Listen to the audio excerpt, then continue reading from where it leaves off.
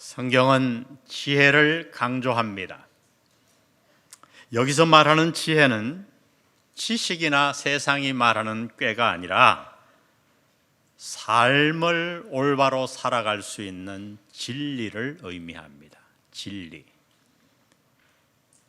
그래서 여러분 성경을 읽어보면 성경이 말씀하는 지혜는 항상 진리와 연관이 있는 것을 우리는 알게 돼요.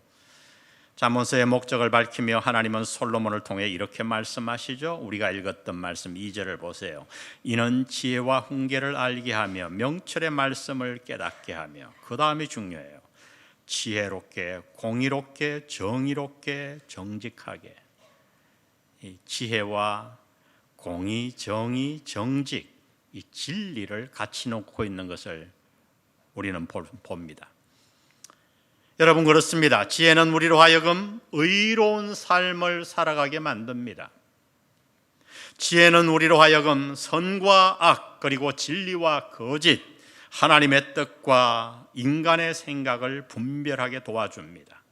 그 결과 우리가 지혜를 얻으면 사망의 길이 아닌 생명의 길을 걷게 된다고 성경은 약속하는 거예요. 그러면 여러분, 우리의 생사하복을 주관하는 이 귀한 진리를, 지혜를 우리가 어떻게 얻을 수 있을까요? 우리가 성경 모든 곳에서 지혜를 얻을 수 있겠지만 특별히 지혜를 강조한 책은 바로 잠언이에요. 잠언서 1장은 잠언의 서론 역할을 하는 동시에 우리가 이 중요한 진리를 어떻게 얻을 수 있는가에 대해 구체적으로 3가지 방법을 우리에게 알려주십니다. 오늘 그 지혜를 얻을 수 있는 3가지 방법, 우리가 함께 얻고 돌아가 모두 하나님 앞에 지혜를 얻기를 주의 이름으로 축원합니다. 먼저 지혜를 얻기 위해 첫 번째 다 같이 읽습니다. 시작. 듣는 마음을 가지라. 듣는 마음을 가지라. 하나님의 말씀입니다. 8절에 보니 우리가 읽지 않았습니다마는 내 아들아, 내 아비의 훈계를 뭐하며? 들으며 내 어미의 법을 떠나지 말라. 이는 내 머리에 아름다운 관이요 내 목에 금사슬이니라. 여기서 내 아비, 내 어미는 육신적으로, 문자적으로 육신의 부모를 의미할 수도 있지만은 많은 성경학자들은 거기에 제한하지 않습니다. 내 아비와 내 어미를 문맥 속에서 해석하고 있어요. 문맥 속에서 해석하면 이렇게 정의할 수 있어요. 내 아비, 내 어미는 누구냐? 우리에게 하늘의 지혜를 가르치는 경건한 사람들이에요. 경건한 사람들.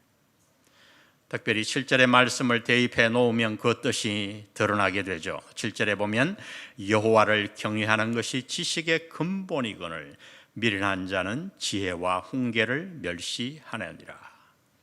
그러므로 여기서 말하는 아비와 어미는 여호와를 경외함으로 삶의 지혜를 가진 자들을 의미합니다. 여러분, 성경은 분명히 하나님의 책인데 수많은 사람들의 이야기를 기록해 놓고 있어요. 질문해 보신 적이 있나요? 왜 하나님의 책에 그토록 많은 사람들의 이야기를 하나님은 기록해 놓으셨을까? 그 이유는 바로 하나님의 지혜가 사람들을 통해 우리에게 전해지기 때문이에요. 아브라함에게 전해졌던 하나님의 지혜가 이삭에게 전해졌고, 이삭에게 전해졌던 하나님의 지혜가 야곱에게 전해졌습니다. 사도 바울에게 전해졌던 하나님의 지혜가 디모데에게 전해졌고, 디모데에게 전해졌던 하나님의 지혜는 지금도 사람들을 통해 우리들에게 전해지고 있습니다. 그래서 오늘 본문은 명령하는 거예요. 내 아비와 내 어미의 훈계를 들으라. 다시 말하면 여호와 하나님을 경외하는 사람들을 통해서 주시는 지혜의 말씀을 들으라. 들으라. 이 잠언을 기록한 솔로몬은 우리가 아는 대로 1000번제를 드렸죠. 1000번제를 드리고 나자 하나님이 솔로몬에게 나타나셨어요. 그리고 이렇게 말씀합니다. 내가 무엇을 원하느냐? 우리가 아는 대로 솔로몬은 대답했죠. 하나님, 제게 지혜로운 마음을 주십시오. 지혜로운 마음. 이것을 히브리어로 메부셰미더, 이 단어인데 직역하면 듣는 마음이에요. 듣는 마음. 그러니까 사실 솔로몬은 이렇게 기도했다고 해석할 수도 있는 거예요. 하나님, 제게 듣는 마음을 주옵소서. 좀 더 확대 해석하면 지혜의 말씀을 듣는 마음을 주옵소서. 솔로몬은 그렇게 기도한 거예요. 여러분 그렇죠? 아무리 지혜의 말씀이 우리에게 들려온다고 해도 듣지 않으면 무슨 소용이 있겠어요? 이것이 예수님께서 씨 뿌리는 비유를 말씀하신 이유입니다.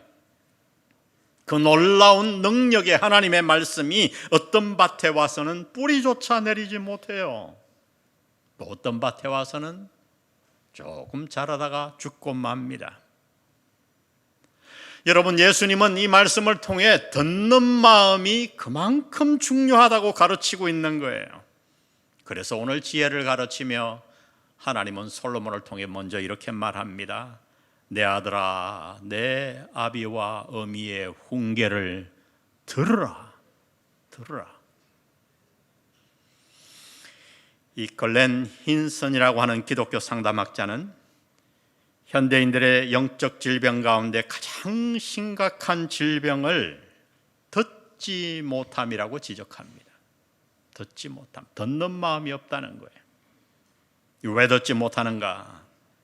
먼저 현대인들은 너무나 바쁘고 산만하다고 그는 지적합니다.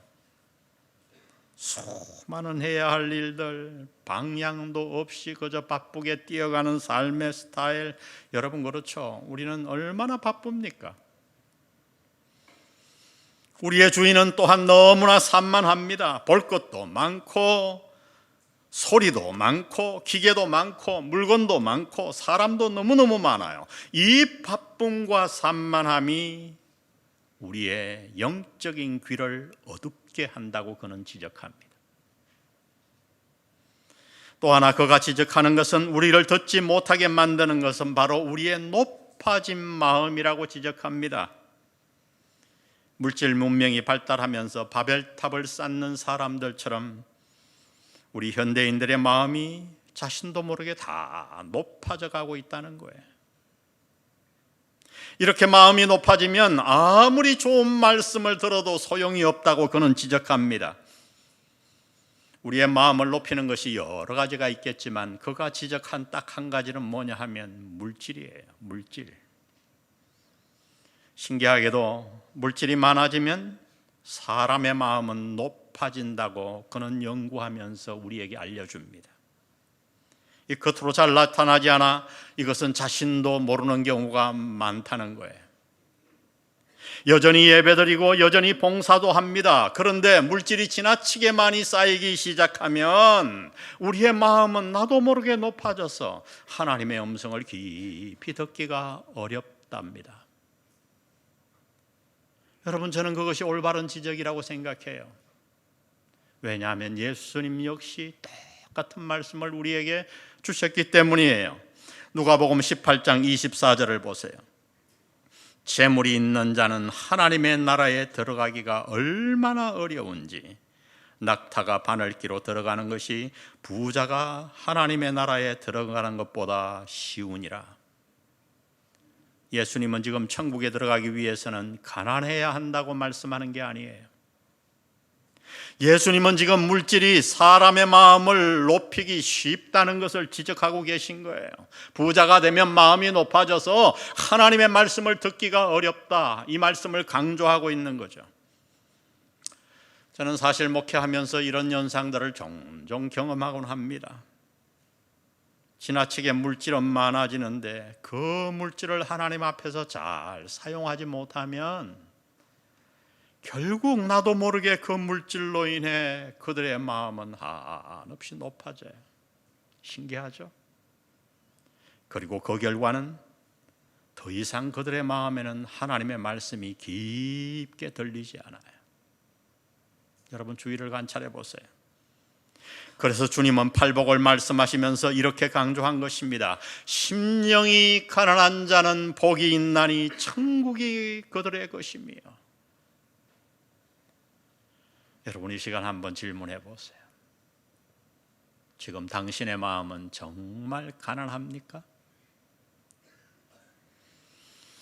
한번 주님 앞에서 지난 세월 여러분이 어려웠던 때와 지금 부유해진 때를 한번 비교해 보세요. 인생을 살면서 누구나 어려웠던 때가 있고 부유한 때가 있었을 거예요. 그런데 여러분, 그 어려웠던 때, 부유한 때에 어느 때에 주님의 말씀이, 지혜의 말씀이 더 잘 마음에 들려왔던가요? 부할 때는 아니에요. 우리 모두 오늘 솔로몬과 같이 하나님 앞에 기도했으면 좋겠습니다. 주님, 제게 듣는 마음을 주옵소서. 아멘. 듣는 마음을 주옵소서. 제 마음이 가난해지기를 원합니다. 주님이 복을 주셔서 부유해지던 내 지위가 올라가든 상관없이 주님, 제가 이 땅을 사는 동안 항상 가난한 마음을 갖고 살기를 원합니다. 그래서 주님이 지혜를 말씀하실 때 제가 듣기를 원하나이다. 우리의 생사를 좌우하는 생명의 지혜를 얻는 첫 번째 방법은 듣는 마음을 가지는 거예요. 두 번째, 우리 다 같이 읽어봅니다. 시작. 좋은 친구를 사귀라. 저는 인생을 살면 살수록 친구의 중요성을 느낍니다. 한 사람의 인생은 그가 자주 만나는 친구들에 의해 좌우된다고 해도 과언이 아니에요. 매일매일 내가 누구를 만나느냐가 중요합니다. 어떤 사람과 자주 어울리느냐가 내 인생을 결정합니다. 리더스 다이제스트에 아주 재미있는 이야기가 기록되어 있어요. 어떤 사람이 새 울음소리를 너무 좋아해서 가장 예쁘게 우는 새, 이 카나리아라고 하는 새가 있었어요. 그 새를 샀습니다. 소리가 너무 예뻤어요. 근데 집안에만 가둬놓기 너무 미안해서 여름이 오자 새 장을 집안에서 옮겨 정원에 있는 나무에 매달아 놨습니다. 그랬더니 그 새 장 옆에 참새들이 놀러와 노는 거예요. 근데 여름이 다 지나 쌀쌀한 가을이 와서 집안에 그 새를 들여왔는데 놀라운 일이 벌어졌어요. 카나리아가 더 이상 예쁘게 울지 않고 참새같이 울더라는 거예요. 여러분, 10절을 보세요. 우리 다 같이 읽을까요? 10절 시작. 내 아들아, 악한 자가 너를 꿰일지라도 따르지 말라. 15절 읽겠습니다. 내 아들아, 그들과 함께 길에 다니지 말라. 내 발을 금하여 그 길을 밟지 말라. 주위에 있는 잘못된 사람들의 가치관과 방식에 동조하지 말라는 거예요. 그거는 너무나도 당연하고 아예 그들과 함께 다니지 말라. 어울리지 말라. 한마디로 말하면 친구를 조심해서 사귀라는 말씀이에요. 여러분, 한번 세상을 둘러보세요. 우리가 사는 이 세상에서는 누구를 친구로 사깁니까? 사실 세상의 기준은 오직 하나뿐이에요. 그것은 바로 지위와 물질이에요. 지위와 물질, 끼리끼리 만납니다. 가만히 관찰해 보세요. 이 세상에서 사람들은 누구와 어울리던가요? 어렵다가도 높은 지위를 얻고 많은 물질을 얻으면 그들은 어려웠을 때 어울리던 사람들을 떠나 세상의 지위와 물질을 가진 사람들과 어울립니다. 여러분, 이것이 세상의 기준이에요. 세상이 항상 그렇게 흘러가니까 우리 믿는 자들 역시 그것을 당연시 여기고 그 길을 따라갈 때가 많아요. 사실 물질이 많이 생기면 비싼 아파트로 이사가서 그 이웃들과 함께 어울리니까 어떻게 보면 당연한지 모르겠어요. 그런데 하나님은 지금 이 세상의 당연한 것들을 강하게 경고하고 계시는 거예요. 경고하고 계시는 거예요. 그래서 교회 공동체가 아름답고 중요한 거죠. 이제 저는 우리 교회에서 은퇴를 앞두며 약 30년을 목회했습니다. 전도사 시절을 합하면 우리 영안교회 40년이죠. 저는 사실 유학 가서 몇 년 목회한 것 빼고는 한 교회밖에는 몰라요. 이렇게 한 교회에서 40년을 보내고 나니까 성도들의 삶이 환하게 다 보여요. 그들 가운데는 40년 전과 비교하면 몰라보게 달라질 정도로 물질적으로 복을 받은 사람들이 많습니다. 그런데 그 물질의 복을 받은 후에 정말 마음을 낮추고 그 물질을 좋은 일에 사용하며 여전히 심령이 가난하여 영적인 길에 서 있는 자들이 우리 교회는 많아요. 저는 예배당을 돌며 그들을 떠올리며 기도할 때마다 감사와 찬양과 그저 축복이 쏟아져 나옵니다. 너무 감사해요. 목회자로서도 너무 감사해요. 제가 이렇게 감사한데 하늘 아버지께서 얼마나 그들을 보며 기뻐하실까. 그러나 안타깝게도 모든 자들이 그런 것은 아니에요. 어떤 자들을 가만히 보면 자신도 모르게 마음이 썩 높아져 버렸어요. 그리고 세속적인 가치관을 가진 자들과 함께 어울립니다. 아마 처음에는 나는 그들과 어울려도 그들의 가치관을 따라가지 않을 거야 하고 자신했을지도 모르겠어요. 그러나 세월이 지나며 제가 옆에서 가만히 보면 자신도 모르게 그들은 그들의 삶을 따라가고 있는 거예요. 그 속에 세상적인 가치관 속에 있는 철저한 세속적인 가치관에 스며들고 있는 거죠. 여러분, 이 시간 한번 하나님 앞에 대답해 보세요. 당신의 주위에 있는 사람들은 지금 누구입니까? 당신이 교제하고 만나고 친목을 도모하는 그들은 도대체 어떤 사람들입니까? 그들의 영적인 상태는 어떻습니까? 그들은 정말 살아계신 하나님을 마음에 모신 자들인가요? 천국의 진리를 사모하는 자들인가요? 그들의 삶은 거룩합니까? 아니면 세속적입니까? 혹시 당신의 현재 상태를 보기 원하시나요? 그렇다면 당신 주위의 사람들을 바라보십시오. 당신이 교제하고 만나는 그 사람들의 모습이 당신의 모습입니다. 이것이 오늘 잠언서의 말씀이에요. 신앙생활의 성공의 비결이 무엇인가요? 어떻게 생명의 지혜를 얻을 수 있나요? 그것은 하나님은 말씀합니다. 좋은 믿음의 친구를 사귀는 것이라고요. 그러므로 여러분, 더 늦기 전에 당신이 보기에 영적으로 성숙한 사람들과 적극적으로 사귀십시오.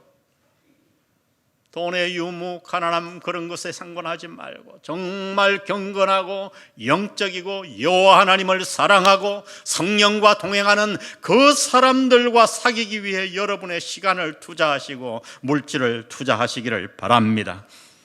우리를 살리는 지혜는 누구를 통해 전해지는가? 그것은 여호와 하나님을 경외하는 사람들을 통해 우리에게 전해집니다.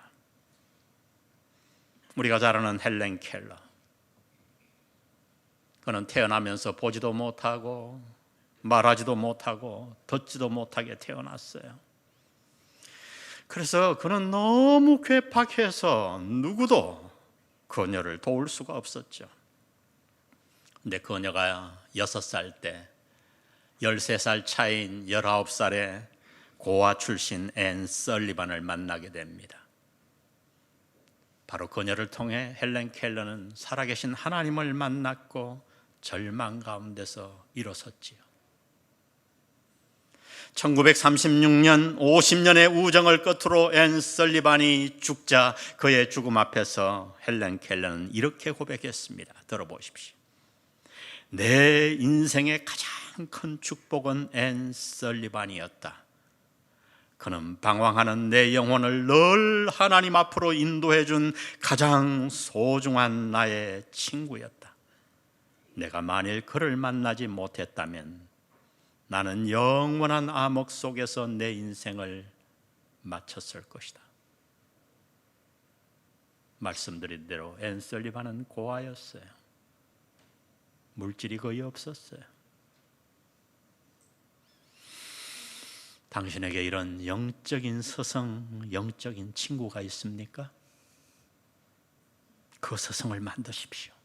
아멘. 그 스승을 찾으십시오. 우리에게 생명을 전해주는 하나님의 지혜를 얻기 위해서는 먼저 듣는 마음을 가져야 합니다. 그리고 또한 좋은 영적인 친구를 사귀어야 합니다. 마지막으로 하나님의 지혜를 얻기 위해서 우리 다 같이 읽습니다. 시작. 고난 속에서 지혜를 만나라. 성경은 지혜를 종종 의인화해서 표현합니다. 20절을 보세요.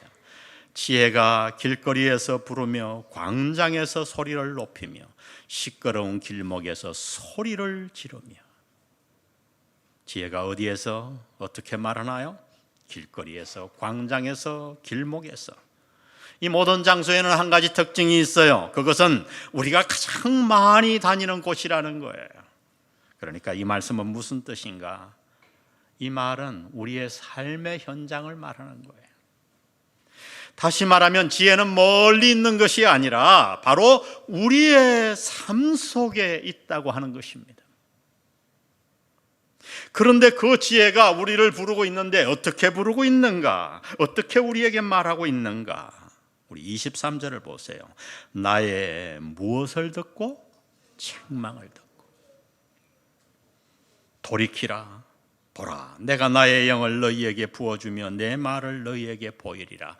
그 이하 쭉 보면 분명히 지혜가 말을 하고 지혜를 의인화해서 말하는데 그 다음에 보면 하나님이세요. 여러분, 잠언서에는 이런 게 너무너무 많아요. 지혜를 하나님과 동등히 여깁니다. 말씀이 육신이 되어 우리 가운데 거하심에, 요한은 말씀이라고 표현했는데 잠언에서 지혜는 하나님인 경우가 너무너무 많아요. 그런데 지혜가 우리를 부르고 있는데, 삶 속에서 우리의 생활의 현장에서 우리를 부르고 있는데 어떤 소리로 부르고 있는가? 책망의 소리로. 무슨 뜻일까요? 이 책망의 소리를 많은 신학자들은 고난의 모습이라고 해석합니다. 그렇죠? 고난의 모습. 그러므로 우리의 삶 속에서 고난이 찾아올 때 우리는 그 고난만 바라보며 낙심하지 말고 그 고난을 통해 책망의 목소리로 우리에게 다가와 지혜를 말씀하시는 그 지혜의 음성을 들어야 한다는 거예요. 여러분, 그렇죠? 하나님은 결코 우리의 시간을 낭비하시지 않습니다. 아무 의미 없이 우리를 고난의 골짜기로 밀어 넣으시는 분이 아니에요. 만일 믿는 우리에게 책망의 목소리, 고난의 삶의 현장이 있다면 그것은 하나님이 우리에게 지혜를 주시기 위한 하나님의 선물인 줄 믿으시기를 바랍니다. 지혜는 책망의 소리로 종종 우리를 찾아옵니다. 지혜는 고난의 모습으로 우리의 삶을 방문합니다. 그래서 이것을 깨달은 C.S. 루이스는 간단하게 이렇게 정의했어요. 고난은 하나님의 메가폰이다. 따라합시다. 고난은 하나님의 메가폰이다. 확성기라는 말이죠. 어리석은 자는 책망과 고난이 올 때 낙심하고 주저앉습니다. 그러나 참 지혜로운 자는 그 고난 속에서 다가오는 하나님의 지혜의 목소리를 듣습니다. 콜로라도 에피스코팔 교회 목사인 윌리엄 프레이가 전해준 얘기예요. 그는 신학교에 다니던 중에 잔이라고 하는 친구를 사귀게 됩니다. 그런데 그 친구는 장님이었어요. 한참 친해지고 난 이후에 물었습니다. 어떻게 장님이 되었냐고. 그랬더니 13살 때 학교 실험실에서 폭발이 일어나 갑자기 시력을 잃었대요. 그때 심정이 어땠냐고. 정말 죽고 싶었고 생을 포기하고 싶었고 하나님을 원망했었다고. 그런데 어떻게 다시 일어서서 이렇게 신학교에 오게 되었냐고. 그랬더니 그가 자신의 아버지 얘기를 하는 거예요. 어느 날 6개월간 방 안에서 시력을 잃고 막 생을 저주하고 하나님을 원망하고 그렇게 집거하고 방 안에서 갇혀 있는데, 어느 날 아버지가 오시더니 일구예보에 내일 폭풍이 온다고 하니까 덧창을 달라고 말합니다. 이 창문 앞에 덧창을 달으라고. 네 방 창문 다는 것은 네 일이니 네가 하라고. 그리고 방문을 꽝 닫고 나가버리십니다. 너무너무 화가 나고 서러웠어요. 내가 눈이 먼 건 모르나? 그래, 내가 사다리를 타고 창문에 올라가 떨어져 죽으리라. 눈이 어두워 더듬더듬 지하실에 내려가 사다리를 가지고 올라가 그 창문을 더듬어 놓는데 하루 종일이 걸렸어요. 너무 서럽고 원망스러웠어요. 그 사다리 위에 겨우 올라가 어쩔 줄 몰라 하고 있는데 작은 기척이 느껴집니다. 누군가가 거기에 있었어요. 나중에 알고 보니 그는 바로 아버지셨어요. 그날 하루 종일이 걸려 방에서 나와 지하실을 더듬어 사다리를 찾아 창문에 걸쳐 그 위에 올라가는 동안 아버지는 떠나지 않고 그 옆에 계셨던 거예요. 그 사실을 안 그날 그는 그의 인생에 대변혁을 겪습니다. 태어날 때부터 장님이면 익히기가 좋지만 중간에 장님이 가장 어렵잖아요. 근데 그는 그 모든 고난을 이기고 점자를 터득하고 신학교에 입학한 것입니다. 여러분, 그래요. 하나님은 어느 순간에도 우리를 떠나시는 법이 없습니다. 사망의 엄침한 골짜기로 우리가 다닐지라도 하나님은 우리 옆에 지켜보고 계십니다. 그리고 그 고난을 통해 하나님은 부르십니다. 지혜의 목소리가 우리를 부르십니다. 그 고난 속에서 하나님의 지혜의 목소리를 메가폰으로 알아듣는 자는 어떤 경우에도 일어설 줄 믿습니다. 우리 모두 이 말씀 마음에 기억합시다. 주여, 솔로몬과 같이 듣는 마음을 주옵소서. 제가 나도 모르게 마음이 높아졌다면 하나님 제 마음을 낮추어 주시고, 세상의 사람들과 교제하기보다 가장 영적인 사람과 남은 생을 교제하기를 원합니다. 주여, 제가 고난 속에서 들려오는 하나님의 음성을 듣겠나이다. 이것이 우리의 결단되어 생명의 지혜를 얻어 남은 생을 축복 가운데 살아가는 여러분과 여러분의 자손들 되시기를 주의 이름으로 축복합니다. 우리 오늘 말씀 생각하며 찬양하십시다. 이 예수의 길, 그 좁은 길, 우리의 신앙으로 고백합니다. 주님, 내가 이 길 걷겠습니다. 다짐하며 찬양하겠습니다.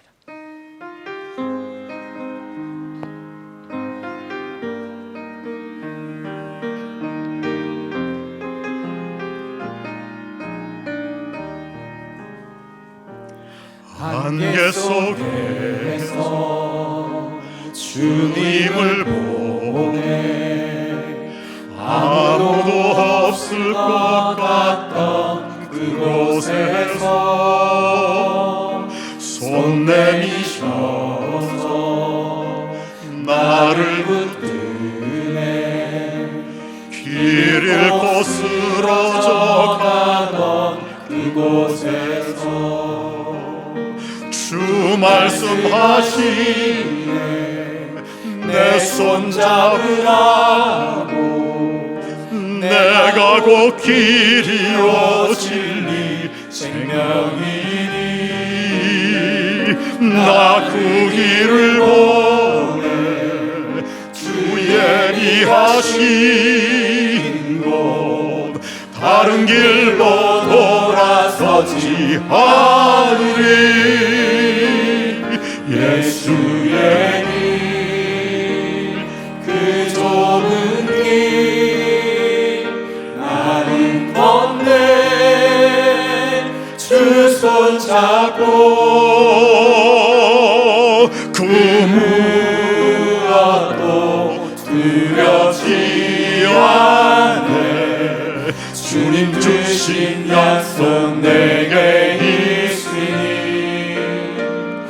세상의 길 그 험한 길 승리하에 성령으로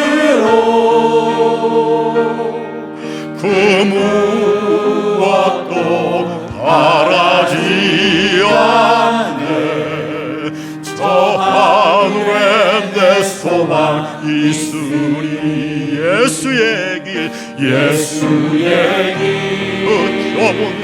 그 좁은 길 나는 건네 주 손 잡고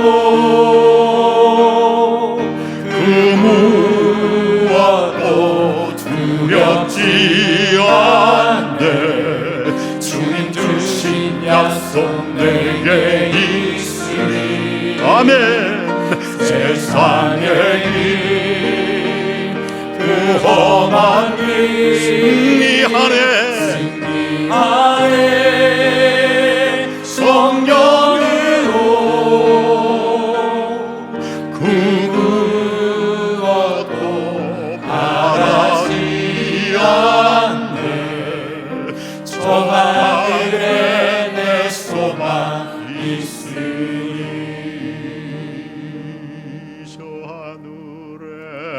저 하늘에 내 소망 있으리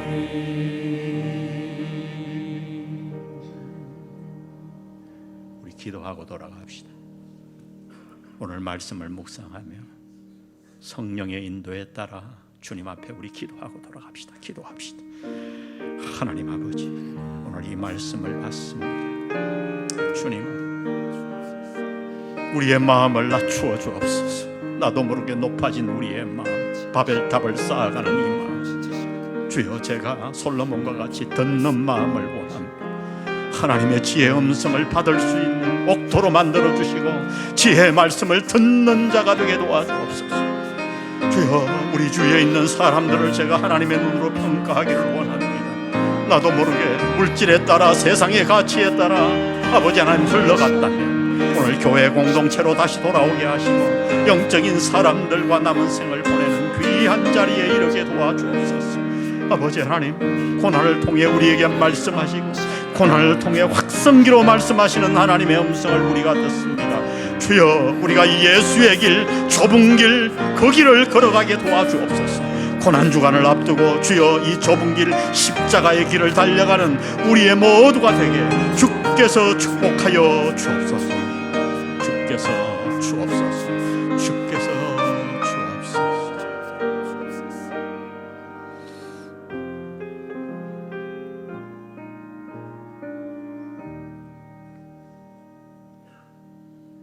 아버지 하나님, 우리가 이 고난주간을 앞에 두고 오늘 말씀을 듣고 예수의 길, 그 좁은 길, 십자가의 길을 달려가겠다고 찬양했사오니 주여, 이제 우리의 길을 축복해 주옵소서.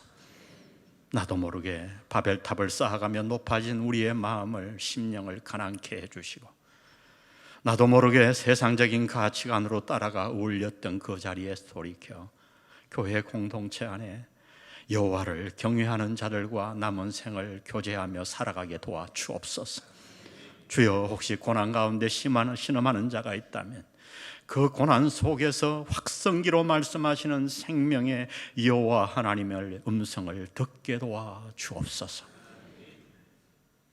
성부, 성자, 성령의 은혜가 오늘 말씀 듣고 생명의 지혜를 갈구하며 남은 생을 살기로 결단하는 영한 성도들에게 함께 하시기를 예수님의 이름으로 축원합니다.